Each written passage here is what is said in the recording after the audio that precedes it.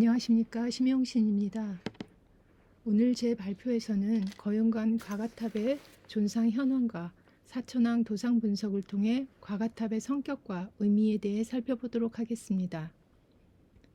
원대의 거연관 운대 사천왕상은 그 도상의 원류가 티베트 사천왕상에 있는 것으로 알려져 있습니다. 넓적한 방형 얼굴, 우락부락한 표정과 자세, 비파, 뱀과 여의주, 탑 대신 들고 있는 보서와 같은 새로운 지물들이 티베트 불교 도상의 영향으로 이해되어 왔습니다.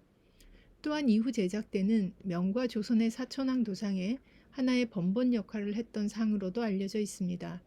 티베트 불교 미술이 거연관 운대 사천왕상을 거쳐 명과 조선의 사천왕상에 영향을 미쳤다는 점에서 운대 사천왕상의 미술사적 의미는 잠옷 크다고 할 수 있습니다.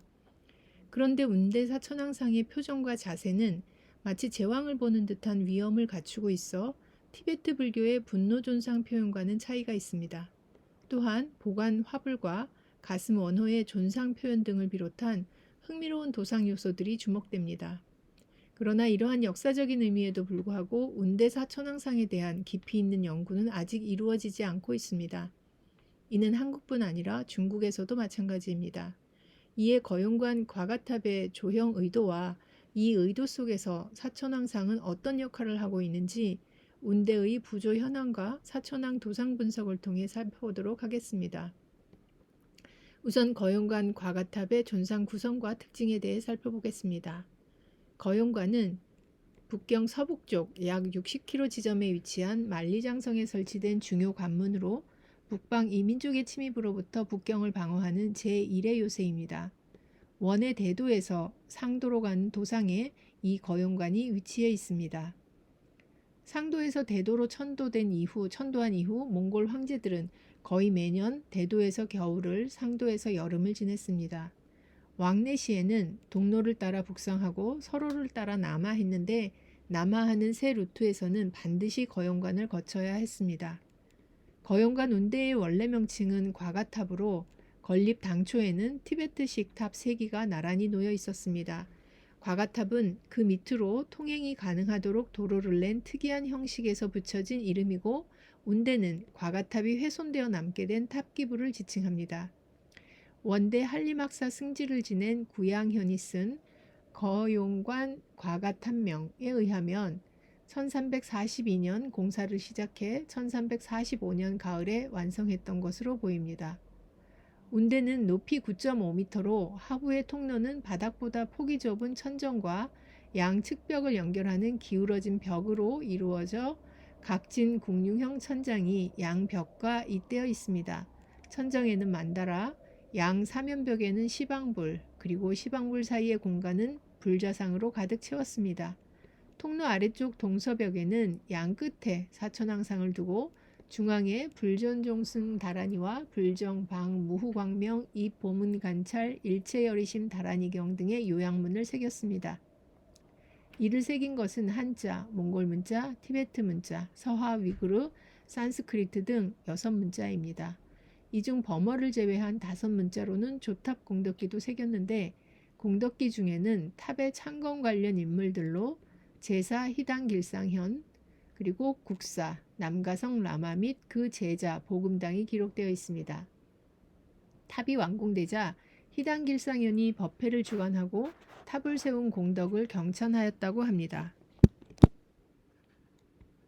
원대에는 티베트식 불교 건축이 건립되었는데 1271년 네팔의 장인 아니거가 설계한 북경 대선 만안사 석가사리 영통지탑, 현 묘응사 백탑이 대표적인 예입니다.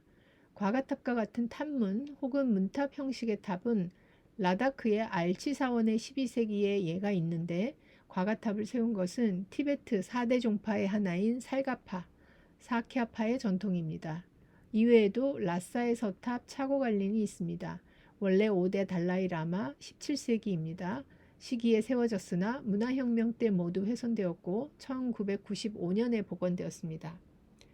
알치사원 가가탑의 구조물이 우주론적 의례 기능을 했던 것으로 추정된다는 점에서 거연관 과가탑 역시 단순한 통로 외에 의례의 기능이 의도되었을 가능성이 있지 않을까 합니다. 우선 운대 입구 정면의 문양과 통로 안쪽의 만다라 및 존상 구성은 티베트의 사원 내부와 탕카에서 볼 수 있는 것으로 운대 통로에 새겨진 구현된 세계가 무엇인지 추정할 수 있습니다. 운대의 입구는 궁융형 윤곽을 따라 바깥쪽으로 금강저와 화염을 배치한 문양대를 두고 내부를 상서로운 동물과 꽃 문양으로 채웠습니다. 문양대 바깥쪽 금강저와 화염은 티베트 만다라에서 똑같은 구성을 볼 수 있습니다. 이는 운대 자체가 하나의 만다라임을 상징하며 문양대 내부에 배치된 상서로운 동물들에 의해 그 의미가 더 분명해집니다. 입구 상부 정중앙에는 두 날개와 팔을 한껏 펼친 가루라와 그 양옆으로 용신, 이들 아래 입을 크게 벌리고 있는 마카라를 배치하였습니다. 다시 그 아래 하부에는 코끼리 등에서 보주를 토하는 서수와 이에 올라타 연화가지를 쥐고 있는 인물이 표현되었고 나머지 여백은 넝쿨문으로 가득 채웠습니다. 이들은 티베트 밀교의 불상 광배를 장엄하는 6가지 상징물로 불설, 조상, 양도경해의 가루라, 용녀, 용남, 마카라, 서수, 코끼리로 나옵니다. 티베트 탕카에서는 13세기경부터 존상 광배에 이러한 구성이 등장합니다. 예를 들어 서장자치구 일객칙시 동남부에 위치한 하로사의 밀교 오방불 두강 주변에 가루라로부터 마카라까지의 표현을 볼 수 있는데 운대의 표현과 매우 유사합니다. 이는 11세기 문수금강 부조에서 보이는 것처럼 팔라시대 인도 미술의 영향으로 이해됩니다. 따라서 운대 입구의 이런 문양 배치를 통해 운대를 하나의 만다라이자 존상들이 거하는 공간으로 기획했던 것을 추정할 수 있습니다. 그런데 13세기 후반 아니거가 그린 것으로 전해오는 그린타라의 광배에는 운대 입구 정면의 요소들이 모두 표현되었을 뿐 아니라 존상 상방에 티베트식의 탑 3기가 놓여 있습니다. 이를 통해 운대 상방에 원래 건립되어 있던 3기의 탑 역시 기원을 인도에 둔 티베트식이라는 것을 알 수 있습니다. 운대 내부 통로로 들어가면 천장에는 5개의 만다라가 새겨져 있습니다. 천장에 만다라를 새긴 건 역시 티베트의 연원을 둔 것입니다. 만다라는 티베트에서 밀교적 우주의 상징적 표현으로 여겨지며 사원의 천정을 만다라로 장식하는 관습이 있습니다. 예를 들어 족항사원 내 여러 전각에는 꽤 오래된 압출 금동판 및 회화 만다라가 아직도 남아 있습니다. 천장과 하부 벽을 잇는 사면벽에는 양벽에 5불씩 시방불이 새겨져 있습니다. 시방불 주위의 벽면은 천불로 가득 채웠습니다. 주존 외의 나머지 공간을 다른 존상들로 채우는 것은 대개의 탕카에서 볼 수 있으며 티베트에서는 사원의 전각 내벽에도 소조의 존상으로 가득 채웁니다. 이때 공통적으로 주존을 크게 하고 나머지 존상들은 작은 크기로 하여 주존에 집중할 수 있습니다.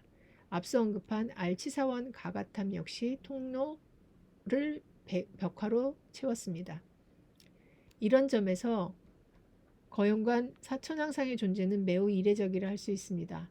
시방불이 주존이라면 사천왕상은 하부에 아주 작게 표현되어야 하는데 주존보다 더 큰 존재감을 보이고 있기 때문입니다. 따라서 이러한 구도는 티베트보다는 중국적인 전통에 더 가깝다고 할 수 있습니다. 이는 사천왕상 사이 벽면 중앙에 경전 문구를 새긴 사실을 통해 이해할 수 있습니다. 불교 경전은 붓다의 설법을 글로 적은 것으로 법신사리로 여겨집니다. 따라서 운대의 문 안쪽 공간은 중국의 불탑 지하에 사리를 안치한 지궁을 연상시킵니다.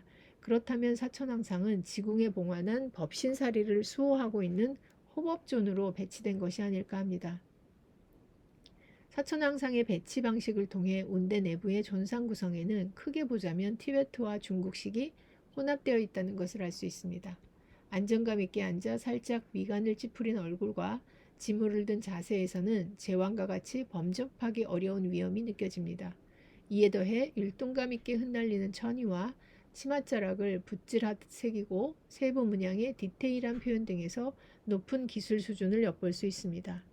이러한 모습은 단구의 신체로 사자에 앉아 비인의 풍모를 풍기는 티베트 사천왕과는 다른 분위기입니다.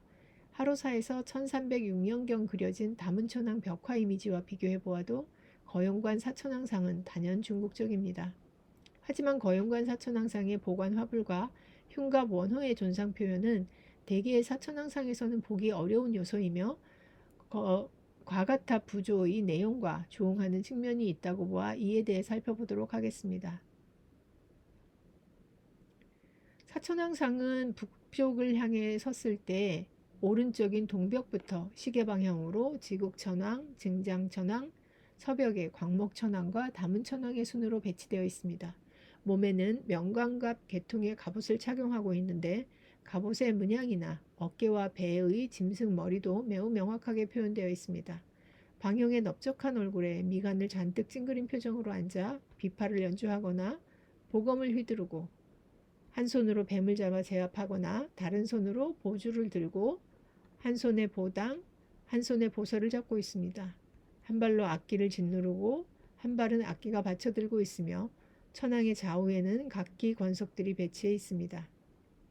비파, 보당과 보서 등 운대 사천왕상의 지물은 티베트에서 정형화된 것으로 이해되고 있는데 흥미로운 점은 보관 정면에 화불이 새겨져 있고 가슴 중앙의 원호에는 존상들이 나타나 있다는 점입니다.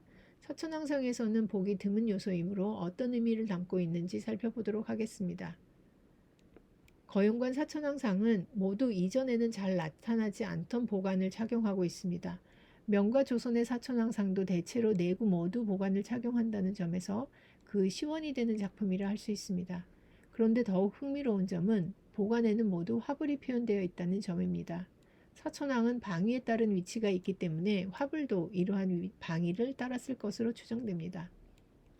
동방지국천왕의 화불은 항마촉지인을 한 밀교의 동방아촉불, 증장천왕의 화불은 왼손을 세워 가슴에 대고 오른손을 무릎 위에 올려놓고 있는 보색요례로 추정됩니다. 광목천왕의 화불은 선정인을 한 밀교의 아미타불로 볼 수 있습니다. 북방 다문천왕의 화불은 파손되어 수인을 알 수 없으나 북방불인 불공 성치불이었을 것으로 추정됩니다. 원대에는 항주 비례봉의 단독 다문천왕상에서도 보관화불이 나타납니다.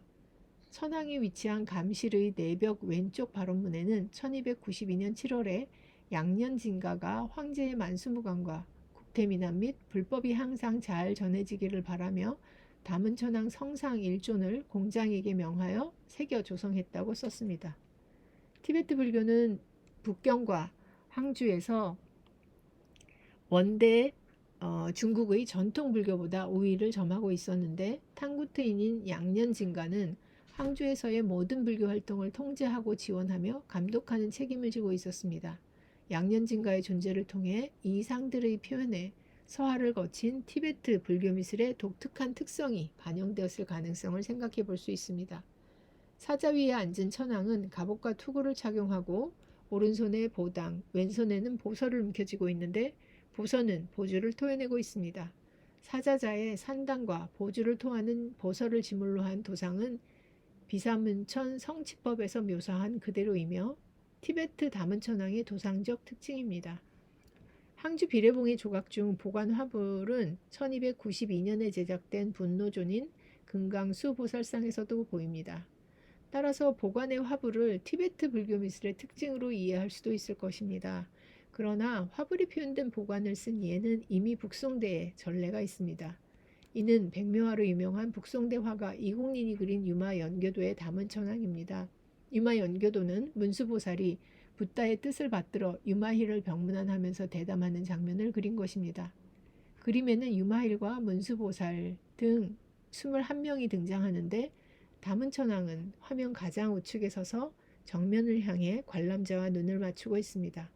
천왕이 착용한 보관은 높이가 다른 두 겹으로 테두리가 능형이고 꼭지에 화염 등의 장식을 붙였으며 보관 전면을 문양으로 가득 채우고 정면에 화불을 배치했습니다. 이외에도 산문이 뚜렷한 명관갑, 가슴과 허리의 속갑반과 허리띠, 어깨의 짐승머리 표현 등 보관뿐 아니라 전체적인 모습에서 거용관 운대사천왕상과 매우 유사한 것을 알 수 있습니다. 전형적인 백묘화법으로 묘사가 단순함에도 미간을 찡그린 얼굴과 신체의 구조가 명확하고 갑옷의 명확한 세부 묘사와 바람에 흩날리는 천의와 관대, 화염 등에는 생동감이 넘쳐 흐릅니다. 보관의 화불 외에도 이러한 특징은 거용관 사천왕상에서 그대로 계승한 듯 보입니다. 운대 사천왕상이 보여주는 위험 있는 자세와 분위기는 티베트보다는 당대 이후 북송대로 이어지는 중국의 전통을 계승한 것으로 보입니다. 그러나 유마 연교도 다문천왕의 화불은 선정인을 하고 있어 특정 존명을 부여하기 어렵고 이 점에서 거용관 사천왕상과 차이가 드러납니다. 북송대 다문천왕의 보관에 화불을 표현한 이유는 명확하게 알 수 없습니다. 그러나 티베트에서 13세기 후반에 그려진 불공성칩을 탕카를 참고하면 거용관 사천왕상의 보관 화불이 어떤 의미인지 추정해 볼 수 있습니다. 이 탕카에서 불공성칩으로의 대자 아래쪽 정중앙에는 다문천왕이 배치되어 있기 때문입니다. 즉 거용관 사천왕상에서는 화불을 통해 방위를 나타내고 그들이 각각 화불로 나타난 붓다의 일종의 권속이라는 것을 표현하는 방식이 아니었을까 합니다. 또 한 가지 고려할 요소로는 화불의 좌우에 배치된 용입니다. 중국에서 용은 늘 황제를 상징하는 상서로운 동물로 이해되지만 이공린의 북송대 다문천왕에는 나타나지 않았고 다른 예를 찾아보기도 어렵습니다. 따라서 거용관 사천왕상에서 처음 혹은 유일하게 나타난 것이라면 특별한 의미가 있었을 것입니다. 이는 사천왕이 붓다의 권속이라는 의미뿐 아니라 제왕 이미지에 부합하는 황제의 권위를 부여하려던 의도는 아니었을지 조심스럽게 추정해 봅니다. 다음으로 흉갑 원호에 표현된 존상들에 대해 살펴보겠습니다. 동방지국천왕은 비파 때문에 표현되지 않았으므로 증장천왕부터 보도록 하겠습니다. 증장천왕 흉갑 원호의 존상은 오역관을 쓰고 연화대자에 앉아 오른손에 금강저, 왼손에 금강령을 잡고 있습니다. 이는 오비장결 등 밀교 관련 경전이나 문헌에 오불로 관을 삼고 원륜에 등대고 흰 연꽃 위에 앉아 오른손에는 금강저를 쥐어 가슴에 놓고 왼손에는 반야바라밀 금강령을 잡아 가랑이 위에 놓는다고 묘술한 금강살타의 모습과 부합합니다. 넓적한 방형 얼굴에 어깨에서 내려온 천이가 손목을 휘감아 흘러내리고 있으며 귀걸이, 팔찌, 목에는 영락 장식으로 치장하였습니다. 이러한 자세와 모습의 금강살타상은 돈항 장경동에서 발견된 의뢰도구에 그려진 티베트 금강살타도가 있습니다. 원대의 작품으로는 항주 비례봉 53감의 1288년 8월 조성의 명문과 함께 상이 있습니다. 자세와 양손의 지불 등이 유사합니다. 금강살타 보살은 금강수 보살이라고도 하는데 대일열애의 응화신으로 현교의 보현보살과 동체로 여겨집니다. 서방천왕 원호의 존상은 선제동자 및 위태천과 함께 삼존을 이루고 있는 수월관음입니다. 수월관음의 자세와 형상은 항주 비례봉 95감의 관음과 유사합니다. 거용관 위태천은 두 손을 모은 자세로 갑옷을 착용하고 있습니다. 위태천은 원래 인도의 토속신 스칸다가 불교에 유입된 호법신으로 중국에서는 사경이나 목판본에 등장하기 시작합니다. 특히 법화경의 호법 선신으로서 남송대에는 사리 취득과 수호의 역할을 하는 것으로 인식되었습니다. 원대 위태천은 북송을 이어 남송대 위태천의 갑옷 도상을 그대로 따르고 있습니다. 위태천이 관음보살과 밀접한 관련을 갖게 된 것은 남송대로 수월관음 신앙과 위태천 신앙이 새로운 도상으로 결합한 결과로 이해되고 있습니다. 다문천왕의 원허에는 문수보살 오존상이 표현되어 있습니다.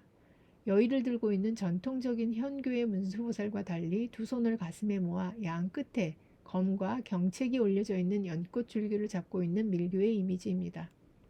우전왕은 마치 사자를 끌어당기는 듯한 자세를 취하고 선제동자는 사자 앞에 서서 보살을 올려다보고 있습니다.